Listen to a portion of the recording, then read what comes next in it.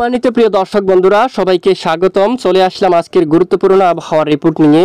আজ মঙ্গলবার 29 এপ্রিল বিকেল থেকে আগামীকাল বুধবার 30 এপ্রিলের মধ্যে দেশের কয়েকটি জেলার উপর দিয়ে ধেয়ে আসছে প্রচণ্ড কালবৈশাখী বজ্র বিদ্যুৎ সহ ঝড় বৃষ্টি।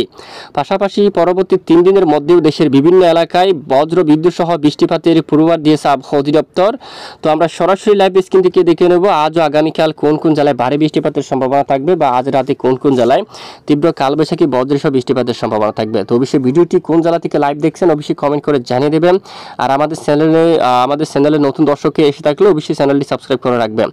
ইতিমধ্যে লাইভ স্ক্রিনে সরাসরি দেখুন, এখানে বিশেষ করে দক্ষিণ অঞ্চলে ভারী মেঘ তৈরি হচ্ছে। বৃষ্টিবাহী মেঘ এখানে দেখুন শিবনগর, সুন্দরবন, কইরা উপকূলীয় সমুদ্র অঞ্চলে কিন্তু বজ্রবাহী মেঘ তৈরি হচ্ছে এবং সঙ্গে এখানে ব্যাপক বৃষ্টিপাতের সম্ভাবনা থাকবে। ক্ষুদ্র ক্ষুদ্র ভারী মেঘ এখানে জমে অনেক এলাকায় একেবারে দমকা জোড়া হওয়ার সঙ্গে প্রচণ্ড বৃষ্টিপাতের সম্ভাবনা থাকবে একেবারে উপকূলীয় অঞ্চলগুলোর উপর। এবং এদিকে মির্জাগঞ্জ, মঠবাড়ি আকাশ মেঘলা, বরিশাল, কাউখালী, ভোলা, বোরহানউদ্দিন, লালমোহন মেঘলা আকাশ থাকবে, চরপেশম, কলাপাড়া মেঘলা আকাশ থাকবে, হাতিয়া সহ। এবং এদিকে দেখুন সন্দ্বীপ, এখানে আকাশ মেঘাচ্ছন্ন থাকবে।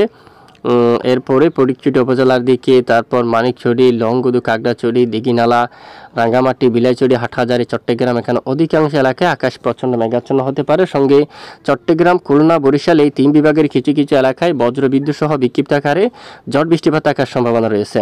এদিকে পাবনা সহ বাঙ্গুড়া এলাকায়, লালপুর, তারপর এখানে তারা, সিরাজগঞ্জ সহ আকাশ মেঘলার সঙ্গে 2-1 এলাকায় বৃষ্টিপাত থাকতে পারে। এখানে সরিষাবাড়ি, জামালপুর সকল জেলার উপর আকাশ মেঘলা এখানে মেঘাচ্ছন্ন থাকবে।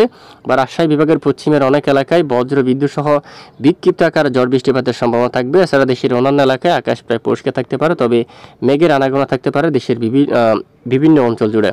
এবং আগামীকাল বুধবারের আপডেটে যদি আমরা একটু দেখি, দেখুন বুধবার বিশেষ করে বৃষ্টির যে সম্ভাবনা রাতে, সেটি কিন্তু বঙ্গোপসাগরের দিকে কিন্তু বৃষ্টিপাত থাকতে পারে। দেখুন মাঝারি থেকে ভারী বৃষ্টিপাত থাকার সম্ভাবনা কিন্তু সাগরের মধ্যে রয়েছে। বা চট্টগ্রাম বিভাগের উপকূলীয় 2-1 এলাকায় কিন্তু কিছুটা বৃষ্টিপাতের সম্ভাবনা কিন্তু দেখা যাচ্ছে।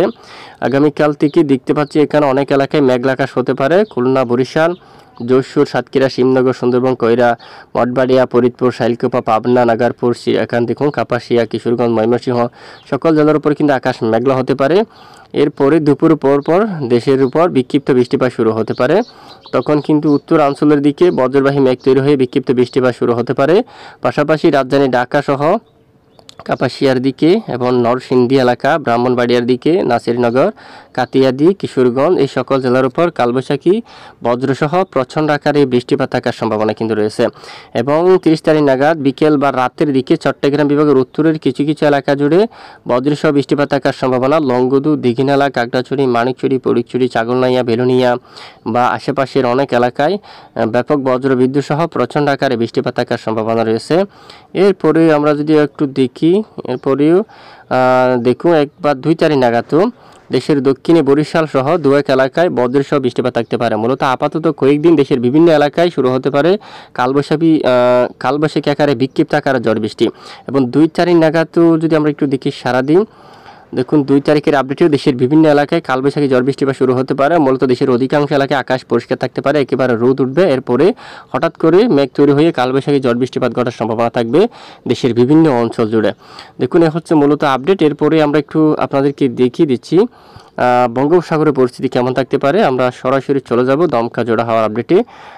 এখানে যদি আমরা একটু দেখি পরের 2 দিনে বাতাসের দাপট কেমন, দেখুন এখানে বাংলাদেশের উপর জোড়া হওয়ার সম্ভাবনা খুবই কম, তবে পশ্চিমবঙ্গে এদিকে খড়গপুর এবং এখানে দমকা জোড়া হওয়া থাকতে পারে। জলছাড়া, হালদিবাড়ি, এখানে কোলাঘাট, আরামবাগ, বর্ধমান, দুর্গাপুর, এখানে শিউরি, তারপর এখানে দুমকা থেকে শুরু করে নালহাটি, তারপর দুলিয়ান, এখানে অনেক এলাকায় ঘন্টায় প্রায় 50 কিলোমিটার উপরে দমকা জোড়া হাওয়া কিন্তু বইতে পারে। এবং পরবর্তী 4 দিনে চট্টগ্রাম বিভাগের উত্তরাঞ্চল সহ এবং বরিশাল, খুলনা, এছাড়া ময়মনসিংহ এবং রাজশাহী বিভাগের বিভিন্ন এলাকায় কিছুটা দমকা বা জোড়া হাওয়া বয়ে যাওয়ার সম্ভাবনা থাকবে। তো দেখুন এ হচ্ছে আজকের গুরুত্বপূর্ণ আবহাওয়ার আপডেট। এতক্ষণ আমাদের সঙ্গে থাকার জন্য অসংখ্য ধন্যবাদ।